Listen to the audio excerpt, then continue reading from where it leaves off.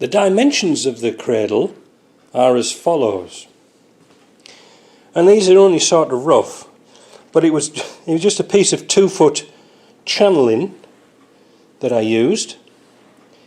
That's 61 centimeters. I'll give you the description. I'll give you the dimensions, and if you want to make this, but there are reasons why I did it like this. So the hole center for your bolt got to be approximately the same size as the pin for your jack. Now I just use an old ball and a big nut, and I just ground it, burnt a hole out and filed it out to fit the pin. So the pin center is 18.5 inches from that end to the center, or 46 centimeters from there to there. The channeling is 5 inches wide, or 12.6 centimeters wide. The height is quite interesting, because for the front differentials and the small differentials like you get in the how do we say, the series trucks, the 90s, or the front axles, it could be a bit lower, but when you come to do the back axle with the Salisburys, it just needs that bit deeper. So I made these 7.5 inches tall, or 19 centimeters tall, and the radius in here is around about 3.25 or 8 centimeters, and just sort of welded up square.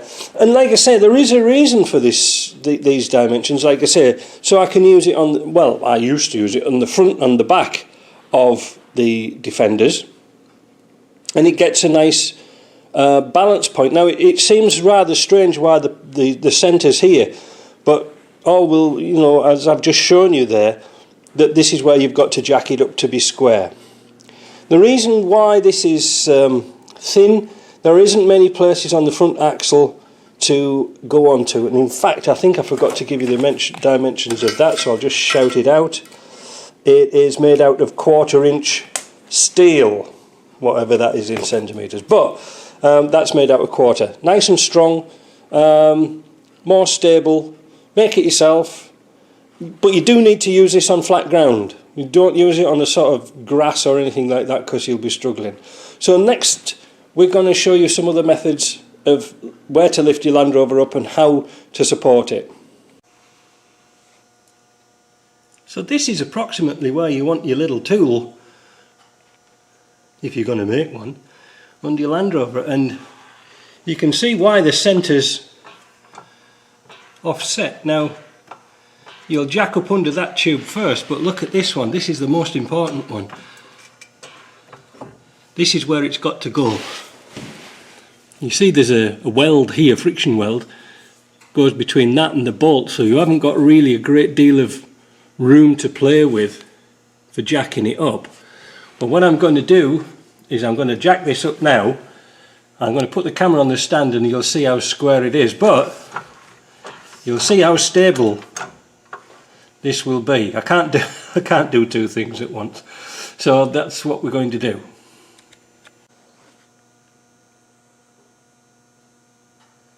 Now I've set my camera up on a small stand. We haven't got much lighting under there, but you can see with this idea I've got for my jack stand, when you jack your car up, I could go a little bit further this way on the slot, because it's not lifting this wheel up as high as that one. So maybe I did, what was it, 18.5 centres for the pin, maybe 19. But you can see now, you use this, it's going to get the wheels, you know, both sides off the ground at the same time, because if you just lift off the differential, it's just going to lift this wheel off. Ideally, if you don't want to make this, 2 jacks, and always jack them off these hockey sticks here at the base of the hockey sticks. In that way, the cradle of the jack will go quite nicely round the base of the hockey sticks. For supporting, well, we'll go back to the bigger stand and we'll show you what we've got. But that sort of idea works out quite nice. Like I say, a little bit further this way and it works fine, and then it's not too bad for stability.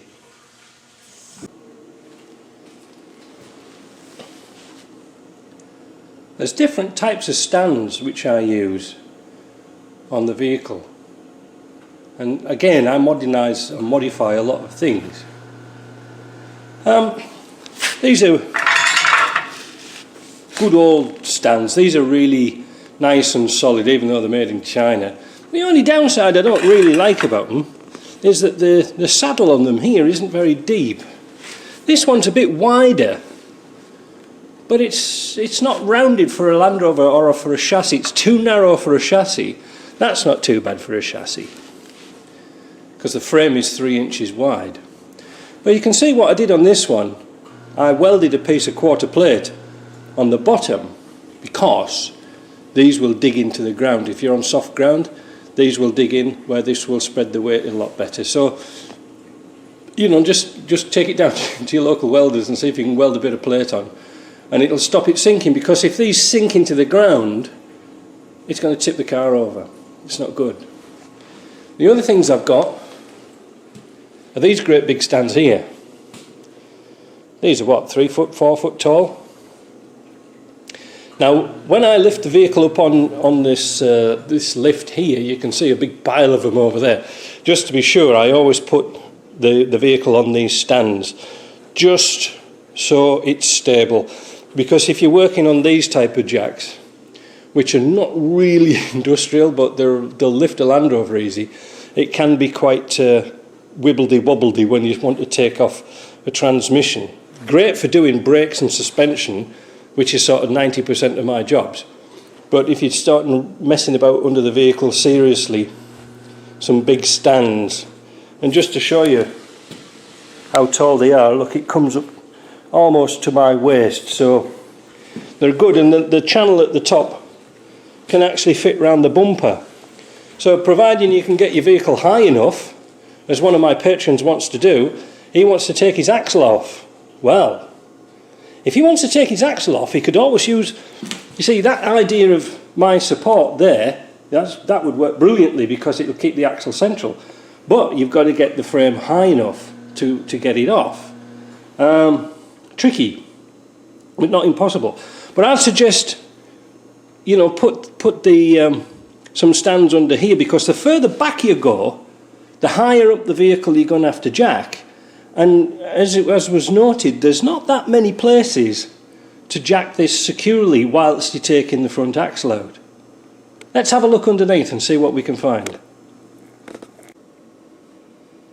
If you're going to lift up a 90 or a 110 or anything Land Roverish, you can't lift up on the hockey sticks, because if you're going to take the axle out, you've got to take the hockey stick out, which is a bit of a pain.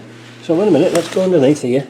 Mud flaps in the way, so don't lift up off the hockey stick, because you need to get this bolt off. So where do you support your car? Well, I suppose you could put some stands under the crossmember, the gearbox crossmember. That would work out nice. This is a 200 TDI, but you see, the further back you're going, the higher you're going to have to lift your vehicle. Well, not really, but it's going to be really high at the front, and it's going to be difficult to manoeuvre. So there isn't that many places, you know, like you could put a stand under here, but you can see where the curvature of the frame starts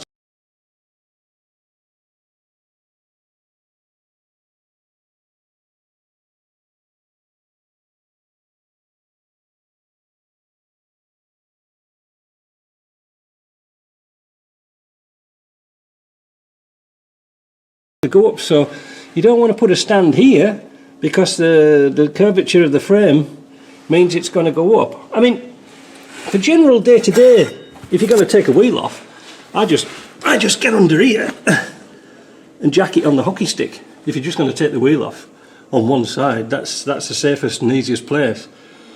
But you know, like looking around underneath, it starts to curve up on that side. Let's see if I can get the light underneath a bit better. You see, it starts to curve up on the frame, so that's out. Very difficult, and that's why I came up with that little idea of mine, because you know, I can lift it up and then put some axle stands under whilst I'm working on the axle itself, but to take the axle out, tricky. Not impossible, but like I say, when I do these, take these axles out, usually I take them out by lifting them onto the big 4-foot stands, dropping them onto that on the bumper, and then dropping the axle down in order to get it out with a, you know, just with the forklift. But again, it's tricky for a home guy to do. Let's have a look underneath here. See, the back's not too bad because you can lift off. Let's get the light right. The back's not too bad because the frame's parallel up to there, and you don't have to lift it too high. So that's easy. But it's the front that's the problem. Anyway, I hope that sort of covers it a little bit. Caught me a bit impromptu about lifting vehicles up. But yeah, if you've got a question, ask me. If you've got a better way, write it in the comments below, and then we'll discuss this, because it is tricky and it's puzzled me for a long time. That's why, again, that's keep going back to why I made that stand. But I've got my forklift, so now I can put those stands like under here, and I get a nice high lift, or I can put them under the bumper.